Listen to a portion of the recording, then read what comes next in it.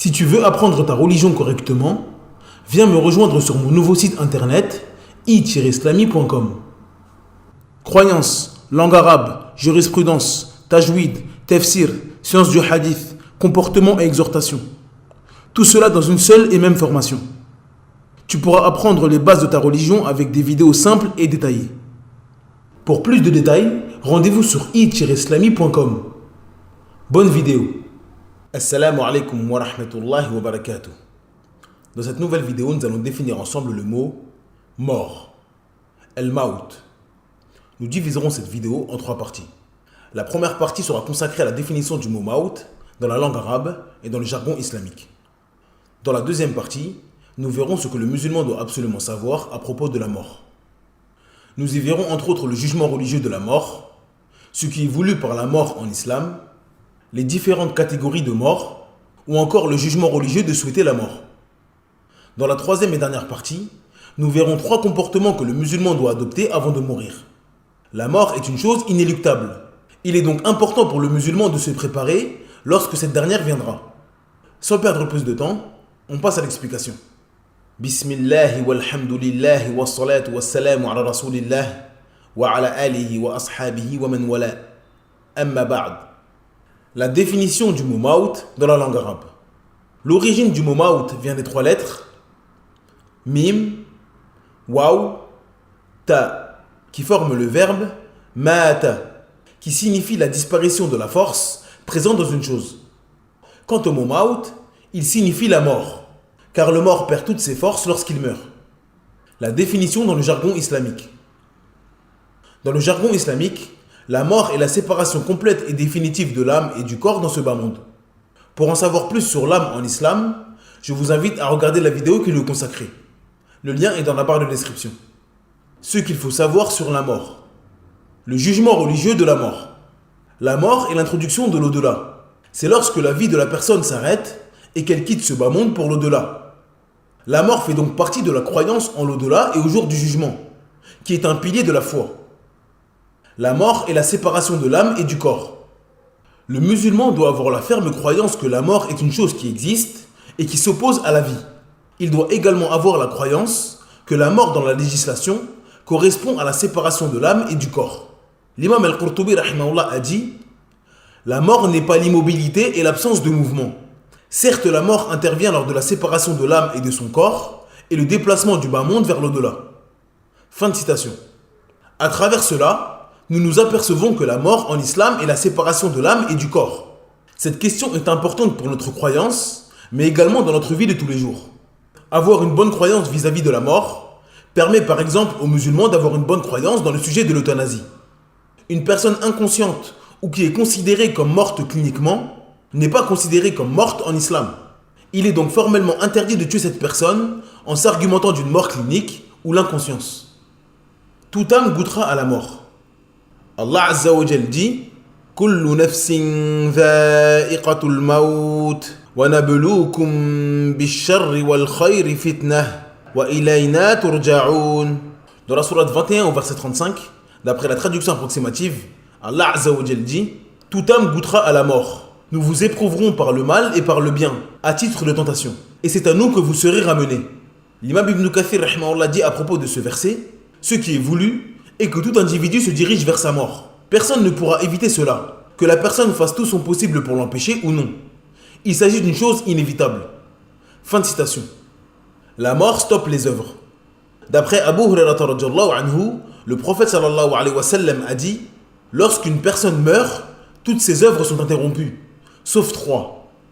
Une aumône continue, une science bénéfique ou un enfant pieux qui fait des invocations en faveur de ses parents. » Le mérite de se rappeler la mort. D'après Abu Hurairah radhiyallahu anhu, le prophète sallallahu alayhi wa sallam a dit « Rappelez-vous fréquemment celle qui coupe les plaisirs, c'est-à-dire la mort. » D'après Abu Sa'id al-Khudri radhiyallahu anhu, le prophète sallallahu alayhi wa sallam a dit « Certes, je vous avais interdit de visiter les tombes. Maintenant, visitez-les, car il y a dans cette visite une leçon, et ne dites pas ce qui met le Seigneur en colère. » Les catégories de mort. Comme nous l'avons dit précédemment, la mort est la séparation de l'âme et du corps. La mort se divise en 2 catégories. La mort totale. Il s'agit de la séparation de l'âme et du corps de manière définitive. Cette séparation fait basculer la personne du bas monde à l'au-delà. La mort partielle. Il s'agit du sommeil. Lorsque la personne dort, son âme se sépare de son corps, puis elle revient dans son corps lorsqu'elle se réveille. La mort est une créature d'Allah Azza wa Jal qui va mourir. Allah Azza wa Jal dit الذي خلق الموت والحياة ليبلوكم أيكم أحسن عملا وهو العزيز الغفور. Dans la sourate 67 au verset 2, d'après la traduction approximative, Allah Azza wa Jal dit celui qui a créé la mort et la vie afin de vous éprouver et de savoir qui de vous est le meilleur en œuvre. Et c'est lui le puissant, le pardonneur. D'après Abu Sa'id al-Khudri radiyallahu anhu, le messager d'Allah sallallahu alayhi wa sallam a dit on amènera la mort sous la forme d'un bélier blanc et noir. Et un héros criera ô gens du paradis, ceux-ci tendront le cou et regarderont. Reconnaissez-vous ceci, dira le héros. Ils répondront oui, c'est la mort. Et tous l'auront vu. Ensuite le héros criera ô gens du feu, ceux-ci tendront le cou et regarderont. Reconnaissez-vous ceci, dira le héros. Ils répondront oui, c'est la mort. Et tous l'auront vu. Puis on l'égorgera. Ô gens du paradis, s'écriera le héros. Vous êtes immortels, la mort n'existe plus. Ô gens de l'enfer, vous êtes immortels, la mort n'existe plus. Le dégoût de la mort est naturel. Ubadah ibn Samit radiyallahu anhu rapporte que le prophète sallallahu alayhi wa sallam a dit celui qui désire rencontrer Allah, Allah désire le rencontrer. Celui qui répugne à rencontrer Allah, Allah répugne à le rencontrer. Aïcha radiyallahu anha ou une autre femme du prophète ayant dit certes, la mort nous répugne. Le prophète dit ce n'est pas de cela qu'il s'agit. Mais ce qui est vrai, c'est que le croyant, au moment de mourir, comme on lui a annoncé les faveurs et les grâces d'Allah, ne désire rien de plus que ce qu'il a devant lui. Il désire alors rencontrer Allah et Allah désire le rencontrer. Quant au mécréant, au moment de mourir, comme on lui a annoncé le châtiment d'Allah et ses punitions, il ne déteste rien de plus que ce qu'il a devant lui. Il répugne à rencontrer Allah et Allah répugne à le rencontrer. En résumé, le musulman ne déteste pas la mort. Il peut cependant avoir peur d'elle à cause de certains manquements dans sa religion ou car il est dans l'adoration d'Allah Azza wa Jal et souhaite que cela continue encore. Donc le musulman ne déteste pas la mort car il préfère les plaisirs de ce bas monde à ceux de l'au-delà. Non, avoir peur de la mort et donc ne pas la souhaiter est naturel chez tous les êtres humains. Cependant, lorsque vient le moment de la mort et que le croyant se rappelle les bienfaits d'Allah Azza wa Jal sur les croyants ainsi que ses récompenses, il désire la rencontre de son Seigneur plus que tout, contrairement au mécréant qui a choisi ce bas monde au détriment de l'au-delà. Il déteste donc mourir, délaisser ce bas monde et goûter au châtiment qui lui est promis. Souhaiter la mort. D'après Anas ibn Malik radiyallahu anhu, le prophète sallallahu alayhi wa sallam a dit qu'aucun d'entre vous ne souhaite la mort à cause d'une épreuve qui le touche. Et s'il veut tout de même souhaiter la mort, qu'il dise ô Allah, fais-moi vivre tant que la vie est meilleure pour moi. Et fais-moi mourir si la mort est meilleure pour moi. Ce noble hadith nous indique qu'il est interdit pour le musulman de souhaiter la mort. Cependant, si un croyant craint pour sa religion à cause d'une épreuve qui le touche, il est légiféré pour lui d'invoquer Allah Azza wa Jal avec l'invocation que le prophète sallallahu alayhi wa sallam nous a enseignée.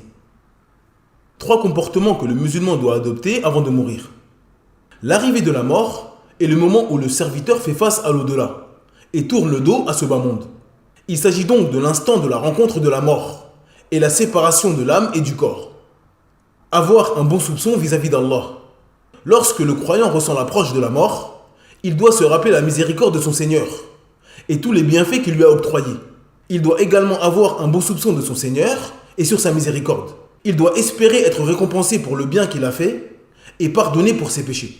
D'après Jabir ibn Abdillah radiyallahu anhuma, le prophète sallallahu alayhi wa sallam a dit que l'un d'entre vous ne meurt pas sans avoir une bonne opinion de son Seigneur.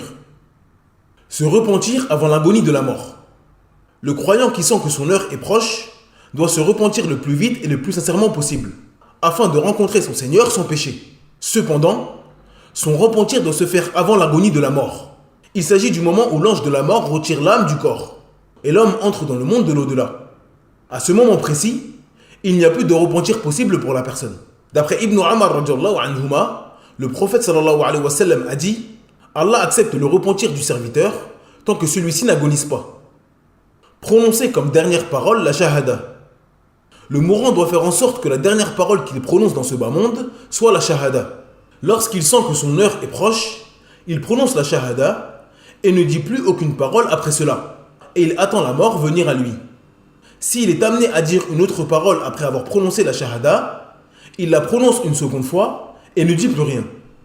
D'après Mu'adh ibn Jabal radhiyallahu anhu, le prophète sallallahu alayhi wa sallam a dit: il n'y a pas une personne qui atteste qu'il n'y a aucune divinité qui mérite d'être adorée en dehors d'Allah et que Mohammed est son serviteur et messager et qui est véridique dans son cœur sans que le feu lui soit interdit.